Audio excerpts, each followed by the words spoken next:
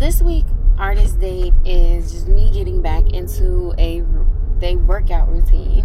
So I'm trying something new. I'm trying Pilates for the first time. I hear really good things about Pilates. And yeah, so I'm excited. I got on a cute fit because everybody who I see talking about Pilates always wearing cute stuff. So got my fancy on. And yeah, I'll let y'all know what I think. Y'all, I love Pilates. Never did I think that it was going to be like that. I don't know what I was expecting, but I really feel good. I really needed that. I've had a massage in a while, and that has been like a normal part of my self-care. And so I've been looking for other ways that can help me feel good within my body. Of course, I do my yoga and everything, but sometimes you need something else, sometimes you need to explore and try something new. So I'm really happy that I tried it. I will be back. That might be a normal thing in my routine. I feel like I could do that every day, like yoga. So it's not really it's a workout, but not really. It's really and it's not like yoga where it's spiritual and deeper than just body, but you do connect body and breath. And we use the reformer machine, which just really allows you to explore different muscles and different things that you typically wouldn't necessarily use. And it's really restorative. It felt really good.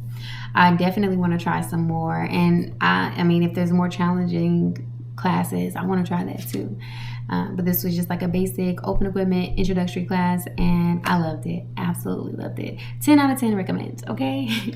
So this is week 10, and it is recovering a sense of self-protection.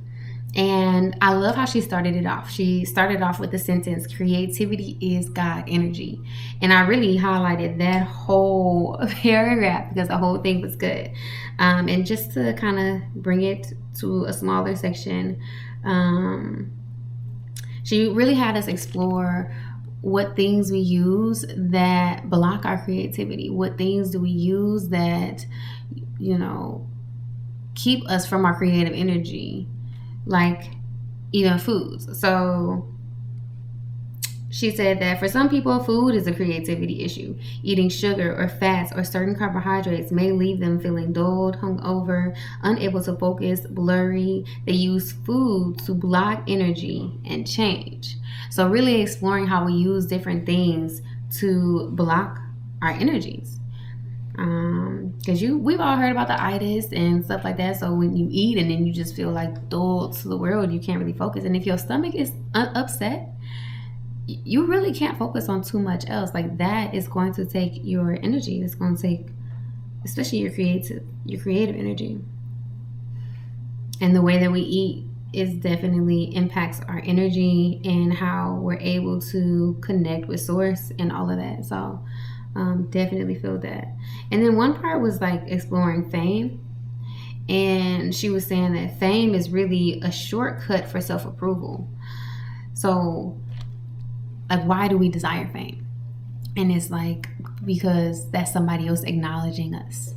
And we should be able to acknowledge us without worrying about how anybody else feels about what we're doing or anything like that. Okay, and so another part that she said is, what we are really scared of is that without fame, we won't be loved as artists or as people. The solution to this fear is concrete, small, loving actions. We must actively, consciously, consistently, and creatively nurture our artist selves. So I'll just keep going. When the fame drug hits, go to the easel, your typewriter, your camera, your clay, whatever tool that you use for your creative play. I just made that rhyme because that's not how she worded it. And then also exploring our comparison and competition is the word that she used.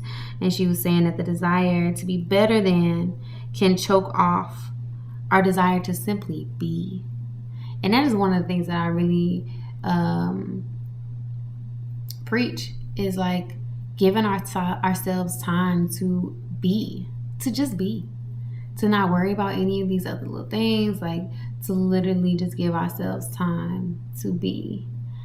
So yes, let's see.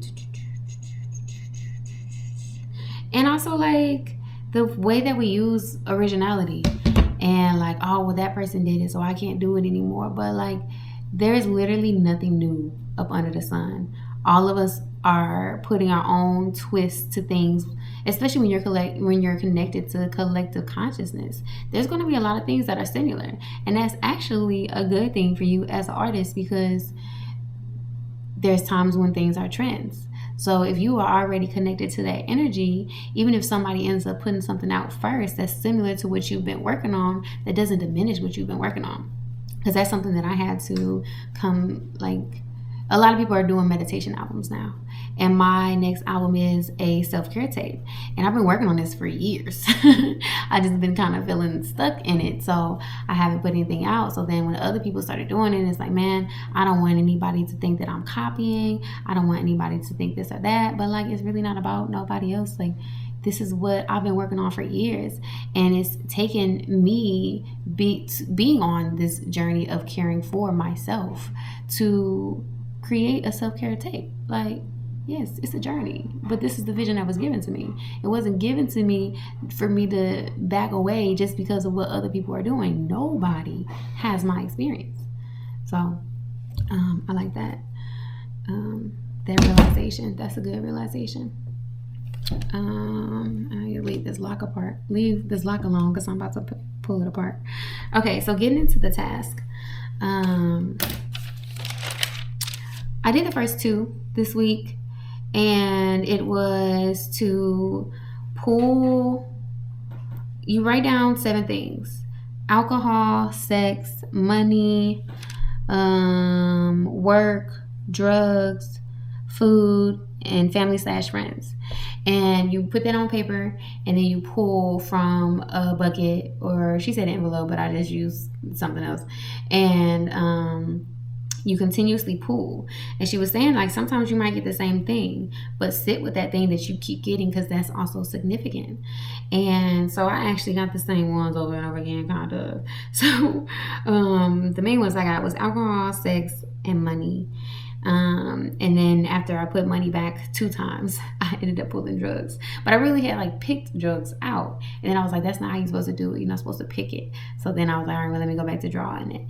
And then I drew drugs. So I don't know.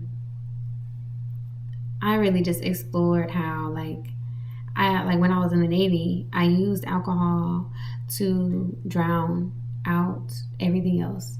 And it really made me vulnerable to different situations. It made me make terrible decisions. And even now, alcohol makes me sick now.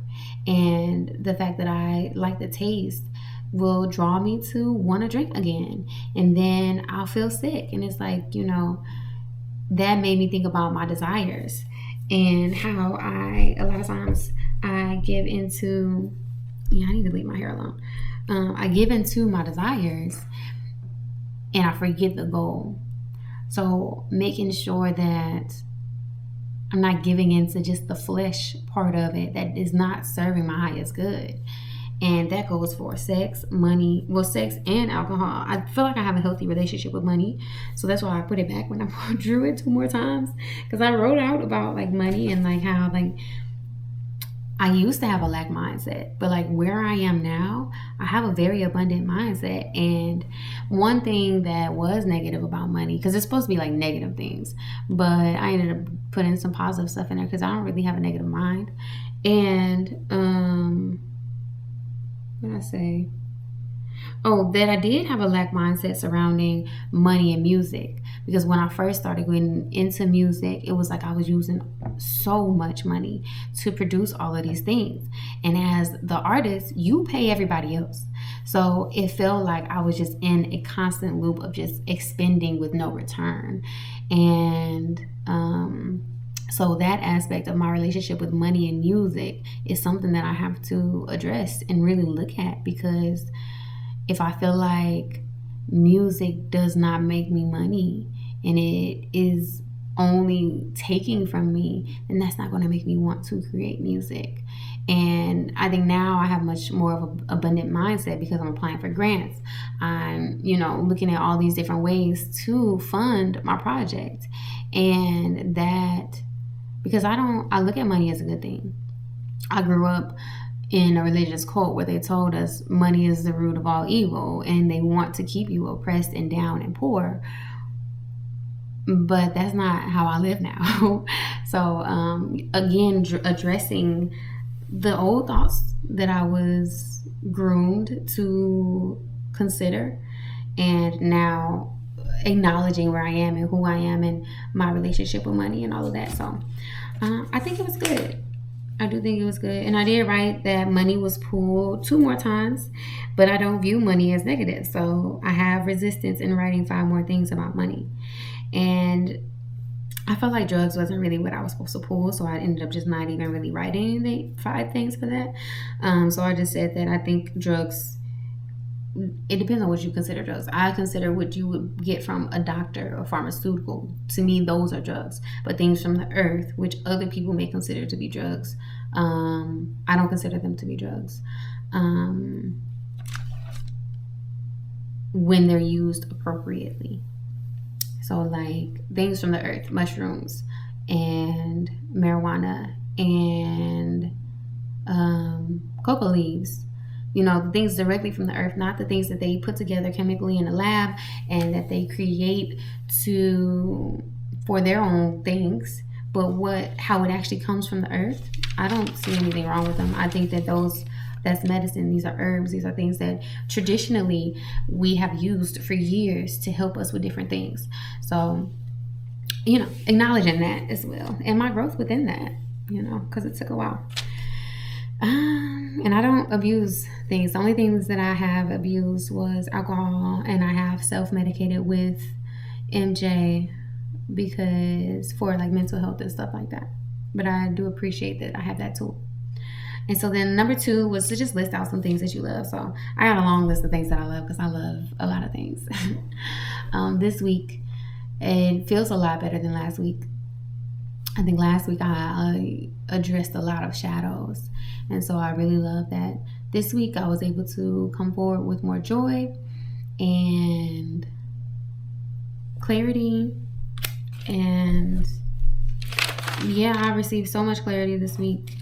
And, there are things going on personally that within like my relationships and having to release people and things that have definitely impacted a lot of my feelings, like my anxiety and my ability to remember my dreams, because when I'm waking up now I'm thinking about this situation with this person instead of me.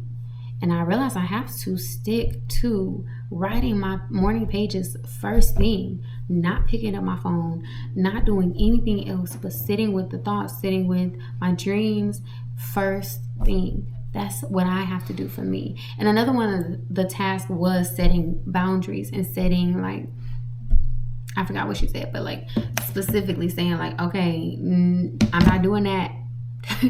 And setting bottom lines. And that was one of the bottom lines that I said before even, getting to the task. Because I realized how much I was letting other people impact the way that I rise. And I can't do that. I have to check in with me before I check in with anybody else. And I haven't finished reading my pages, so I need to keep reading my pages, because that's one of the check-in questions was how many days did I do my morning pages, and has reading my pages changed my writing? Are you still allowing yourself to write them freely? I am still allowing myself to write them freely.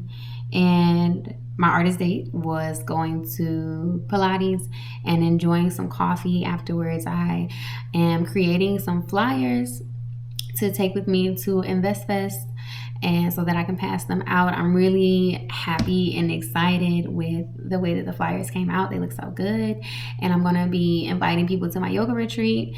And yeah, so I'm excited to pass out the flyers and to meet who I'm going to meet. I created a whole plan around how I'm going to greet people.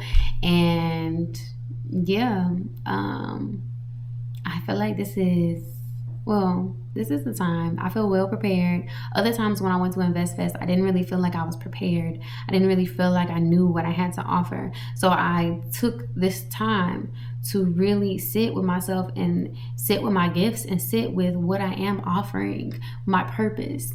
And just that clarity has really helped me to be able to thrive.